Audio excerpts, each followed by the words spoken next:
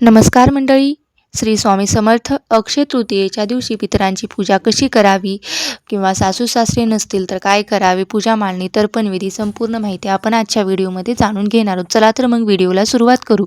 अक्षय तृतीयेच्या दिवशी पितरांसाठी तर्पण विधी, पिंडदान, दानधर्म, सेवा या गोष्टी आवर्जून कराव्या. तीन पिढ्यापर्यंतचा पितृदोषा शांत करण्यासाठी पितरांची कृपा प्राप्त व्हावी.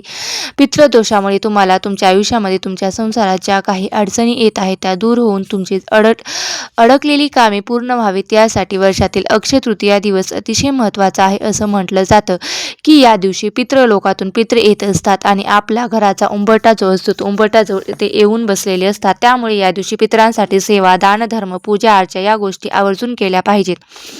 बघा कोणत्या गोष्टी आवर्जून केल्या पाहिजेत तर ते आपण बघणार आहोत. त्याचबरोबर तुमच्या मूळ घरी जरी तर्पणविधी, पिंडदान या दिवशी केलं जात असेल तरी सुद्धा तुम्ही जगाच्या पाठीवर कुठेही असलात तरी म्हणजे नोकरीनिमित्त, व्यवसायानिमित्त जर कुठे बाहेर राहत असाल तर तिथेही तुम्ही या पद्धतीने सेवा करू शकता, दान करू शकता. पितरांसाठी हेही त्याचबरोबर जर तुम्हाला सासू सासरे नसतील तर तुम्ही पूजा कशी करायची हे पण बघणार आहोत. बघा, जसं मी आधी सांगितलं आहे, जर तुमच्या सासूबाई वारल्या असतील तर पूजा कशी करायची, किंवा तुम्हाला सासू सासरे दोघी नाहीत तर पूजा मांडणी कशी करायची, किंवा सासू सासरे दोघी आहेत तर मग त्यांच्या सासू सासऱ्यांची 3 पिढ्यापर्यंतच्या पितरांची पूजा कशी करायची याची सगळी माहिती आपण बघणार आहोत. बघा, म्हणजे कसं करायचं आहे. आता यंदा 19 एप्रिल म्हणजे 2026 या वर्षी 19 एप्रिल रोजी अक्षय तृतीया आहे. अक्षय तृतीया हा तिथीचा प्रारंभ 19 एप्रिल रोजी सकाळी 10:49 सुरू होणार आहे आणि 20 एप्रिल 2026 रोजी 7:26 ही तिथी संपणार आहे. हिंदू धर्मामध्ये उदय तिथी ही पाहिली जाते आणि उदय तिथीनुसार कोणतेही सण हे साजरे केले जातात. मात्र यंदा 19 तारखेला अक्षय तृतीया साजरी केली जाणार आहे, कारण हा सण दिवसाच्या पूर्वजात साजरा केला जातो. खरेदीसाठी ही सकाळची वेळ योग्य मानली जाते. अक्षय तृतीयेच्या तिथी 20 तारखेला सूर्योदय पाहणार असली तरी अवघ्या 10 मिनिटात म्हणजे 7:26 ही तिथी संपणार आहे. त्यामुळे हा सण 19 तारखेला साजरा केला जाणार आहे. यालाच आपण पूर्वाह्य व्यापिनी किंवा पूर्वार्ध व्यापिनी असं सुद्धा म्हटलं जातं. अक्षय तृतीयेच्या दिवशी माता लक्ष्मी, भगवान विष्णू यांनी एकत्र पूजन केलं जातं. याच एकत्रित पूजन केल्यामुळे खूप शुभ असतं. अशा प्रकारे या तिघांची एकत्रित पूजा केली जाते. तर बघा, आता आपण मुख्य विषयाकडे वळू. तर बघा, पितरांची सेवा करण्याचा मुहूर्त किंवा ज्याला आपण वेळ म्हणू शकतो तर ती दुपारी 12 ते 3 ही पितरांसाठी सेवा करण्यासाठी मानली जाते. तर अक्षय तृतीयेच्या दिवशी दुपारी 12 ते 12:30 या वेळेमध्ये तुम्हाला पितरांची सेवा करायची आहे.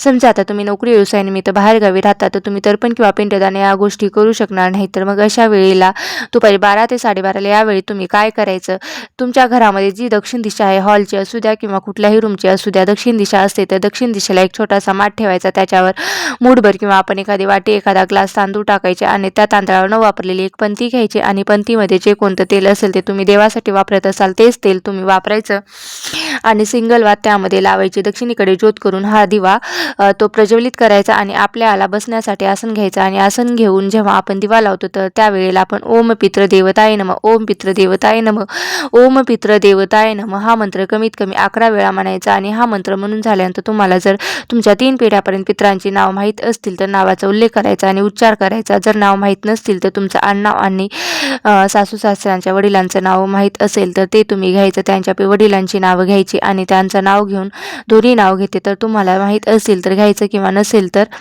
3 पिढ्यापर्यंतचे पितृ असतील त्या सर्व पितरांना नमस्कार करायचा.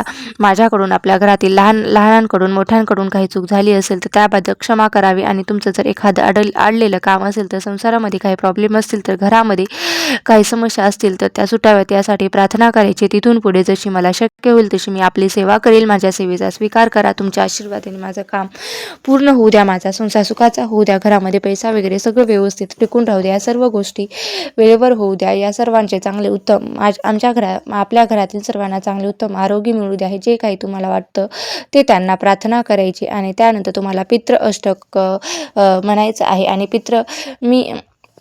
पितृ अष्टक म्हणल्यामुळे खूप चांगलं होतं आणि तुम्हाला आवडत असेल तर तुम्ही नक्की ते पितृ अष्टक सुद्धा म्हणू शकता. अशा प्रकारे तुम्ही पितरांची सेवा करायची आहे. बघा, पितृदोष सुद्धा पितृस्तोत्र सुद्धा म्हणू शकता. गुगलवर तुम्हाला हे सगळे स्तोत्र मिळून जातील. जगातील सेवा तुम्हाला फक्त ज्यांनाही हे फक्त हे सेवा करतील. तुम्हाला फक्त करायची आहे. जर तुम्ही पिंडदान किंवा तर्पण विधी करू शकणार नसाल तर तुम्ही सेम याच पद्धतीने दिवा संध्याकाळी दिवे लागणीला सूर्य मावळल्यानंतर सुद्धा लावायचा आहे. त्याचबरोबर या दिवशी तुम्ही जिथे कुठे राहता जगाच्या पटोर तिथे तुम्हाला पाण्याने भरलेला एखादा नवीन माठ घरातील जुना नाही एक नवीन माठ आणायचा आहे. त्यामध्ये पाणी भरायचं आहे. पाण्याने भरलेला हा माठ किंवा ज्याला सुरई सुद्धा म्हटलं जातं तर बघा ती ही पाण्याने भरलेली सुरई या दिवशी एखाद्या गरीब व्यक्तीला तुमच्या पित्राचं स्मरण करून त्यांना दान करू शकता.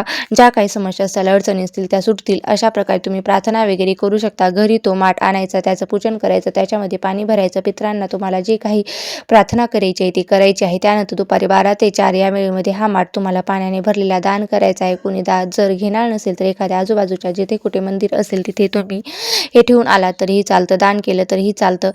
पित्रांच्या नावाने प्रॉपर दानधर्म करा. आता समजा तुम्हाला पित्रांची जी काही पूजा आहे ती प्रॉपर करायची आहे तर तुमचे सुरुवातीला सासू सासरे नसतील तर कशा पद्धतीने करायचं असतं बघा. समजा आता तुम्हाला सासू सासरे नाहीत सासरे वगैरे नाहीत तर मग अशा वेळेस तुम्ही पूजा कसं करायचं दुपारी 12 वाजता पूजेला सुरुवात करायची. दक्षिण दिशेला तोंड करून तुम्ही स्वतः बसायचं. दक्षिण दिशेला समोर एखादा पाट तुम्हाला ठेवायचा आहे. त्या पाटावर वस्त्र अंथरून घ्यायचं आहे. बसण्यासाठी तुम्हाला आसन घ्यायचं आहे. सुरुवातीला दिवा लावायचा आहे. धूप दीप अगरबत्ती लावून घ्यायची आहे. त्यानंतर एक पत्रावळी तुम्हाला घ्यायची आहे. पत्रावळी किंवा एखादं ताट घेऊन ते सुद्धा तुम्ही चालतं बघा. पाऊणशेर जसं तुम्हाला जमेल तसं तुम्ही पाव किलो 1.25 किलो खूप कमी प्रमाणात नाही तर खूप जास्त प्रमाणात बी नाही थोडेसे गहू एखादी तांब्या भरून घ्यायचं आहे टाकायचं आहे आणि त्यावर तुम्हाला एक छोटा माठ घ्यायचा आहे. इथे तुम्हाला दिसतोय बघा फोटोमध्ये तर तसा घ्यायचा आहे. मोठा छोटा माठ घ्यायचा. केळी म्हटलं जातं किंवा त्यानंतर एक छोटासा माठ किंवा बघा त्याला करा. तुम्हाला सासू सासरे दोन्ही नाहीत म्हणून आपल्याला केळी आणि करा ह्या दोन्हीचीही पूजा करायची आहे. म्हणजे काय तर ज्यांना सासू नाही आहे त्यांनी केळीची पूजा केली जाते आणि ज्यांना सासरे नाहीत त्यांनी कराची पूजा करायची असते.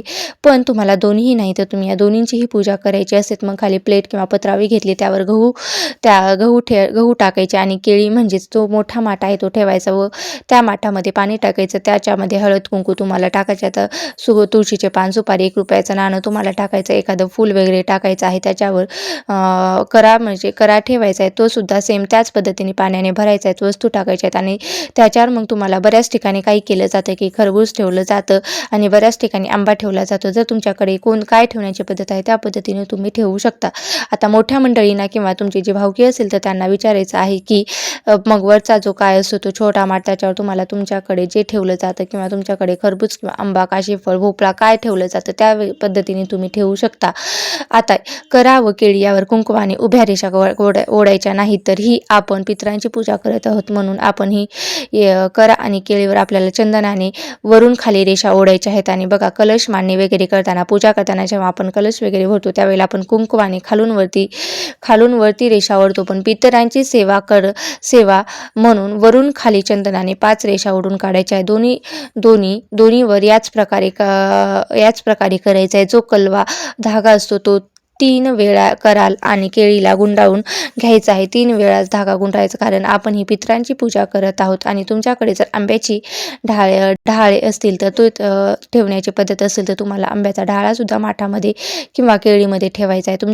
तुमच्याकडे जर पद्धत असेल तर त्या पद्धतीने तुम्ही करायचे. या पद्धतीने साधी सोपी पूजा पाणी जर तुम्हाला सासू सासरे नसतील तर करायचे आहेत आणि याचं पूजन वगैरे करून घ्यायचं आहे. सगळं करून घ्यायचं आहे. या दिवशी पूर्णाचा स्वयंपाक केला जातो. आंब्याचा रस बनवला जातो. अक्षय तृतीयापासून बऱ्याच जणांकडे आंबे खायला सुरुवात सुद्धा केली जाते. तर तुम्ही नैवेद्य बनवलेला असेल तर तो नैवेद्य तुमच्या पितरांना दाखवायचे आहेत. तर तुमचे सासू सासरे तुमच्या फोटो असतील तर त्यांच्या केळी मागे तुम्ही फोटो सुद्धा ठेवू शकतात.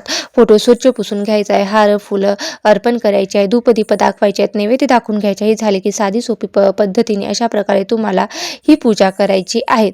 बघा आता तुमच्याकडे हवन पात्र असेल तर तुम्ही काय करायचं आहे तर तुम्ही कशा प्रकारे नवरात्रीमध्ये हवन करता पेटवता अगदी स्पेशली तुमच्याकडे अक्षय तृतीयासाठी एखादं हवन पात्र असेल तर घ्यायचं. त्यामध्ये गौरी टाकायचं. शुद्ध गाईचं तूप टाकायचं. त्यावर कापूर टाकायचं आणि ते प्रज्वलित करून घ्यायचं आणि ते तुम्हाला तुमच्या दरवाजामध्ये न्यायचं. आणि तुम्ही पुन्हा एकदा स्वयंपाक बनवलेला असेल तर पुरणाचा स्वयंपाक बनवलेला असेल तर पुरणाचा त्या सगळं टाकायचं. ताटलीमध्ये घ्यायचं आहे. अन्न सगळ्यांना एकत्रित करायचं आणि एक घास तोडून घ्यायचा आणि त्यात सगळं काही जे बनवलं आहे ते त्यात लावायचं आणि अग्नीवर आघरी म्हणून पितरांना तो घास दिला जातो. आता तुम्हाला ते जे कालवलेले आहे ते तुम्हाला जी आगरी आपण हवन पात्रामध्ये पेटवलेली आहे अशा प्रकारे तुम्हाला हवन करायचं आहे. तुम्ही गाईला खाऊ घालू शकता. तुम्ही गाईलासुद्धा खाऊ घालू शकता किंवा तुमच्याकडे ही आगारी केली जात नसेल तर जो दाखवलेला नैवेद्य आहे तो तुम्ही तुमच्या घराच्या आजूबाजूला कुठेही गाय असेल तर त्या गाईला खाऊ घालू शकता. आता गायसुद्धा खायला नसेल तर घराच्या आजूबाजूला एखादं मोठं झाड वगैरे काही असेल तर तिथे तुम्ही ठेवू शकता, म्हणजे पशुपक्षी वगैरे खाऊ शकतील. मग तुम्हाला समजा सासू सासरे दोन्ही नसतील तर तुम्ही पुरुष आणि महिला बोलवू शकता आणि त्यांना जेवू घालू शकता. आणि तुम्हाला जर सासू सासरे नसतील तर पुरुष बोलवायचा आणि जेवू घालायचा. जर तुम्हाला सासूबाई नसतील तर एखादी महिला बोलवायची, सवासणी महिला बोलवायची आणि तिला त्याच पद्धतीने जेवू घालायची. यासाठी पितरांची ही पूजा झाल्यानंतर पितरांसाठी जे काही जेवण बोलवले आहे त्यांच्यामध्ये जेवण झाल्यानंतर पितरांनाही आगरी घास दिल्यानंतरच आपण घरातील सर्व मोठी मंडळी जी आहेत त्या दिवशी अन्नग्रहण करायचं असतं, जेवण करायचं असतं. जोपर्यंत पितराची सगळी पूजा व जेवायला सांगितले आहे त्यांचे जेवण होत नाही तोपर्यंत या दिवशी आपण उपवास करायचा असतो. या दिवशी व्रत करण्याला खूप महत्त्व आहे पितरांना घास देईपर्यंत.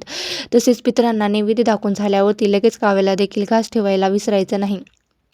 बघा आता समजा तुम्हाला सासू सासरे नाही आहेत तर यातला जो खालचा माठ आहे तो फक्त खालचा माठ घ्यायचा, सेम पूजा करायची. या पद्धतीने पत्रावळी त्यांच्यावर गहू टाकायचा खालचा माठच्या वेळी.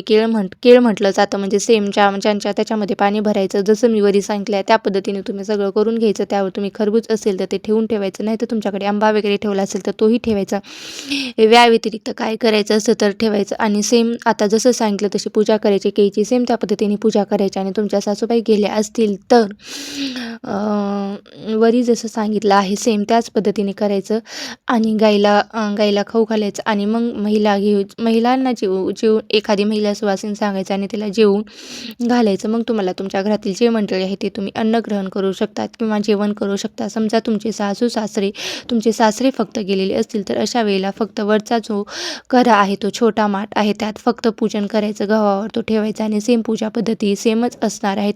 अशा पद्धतीने तुम्हाला अक्षय तृतीयेच्या दिवशी पितरांची पूजा करायची आहे. सासू सासरे नसतील तर कशी पूजा करायची, पूजा मांडणी कशी करावी, पितरांसाठी घास कसा काढावा याची संपूर्ण माहिती मी तुम्हाला आजच्या व्हिडिओमध्ये दिलेली आहे. जर व्हिडिओ आवडला असेल तर नक्की लाईक करा, शेअर करा आणि चॅनलवरती नवीन असाल तर सबस्क्राईब करायला विसरू नका. आणि माझा व्हिडिओ शेवटपर्यंत पाहिल्याबद्दल मी तुमची खूप खूप आभारी आहे. धन्यवाद.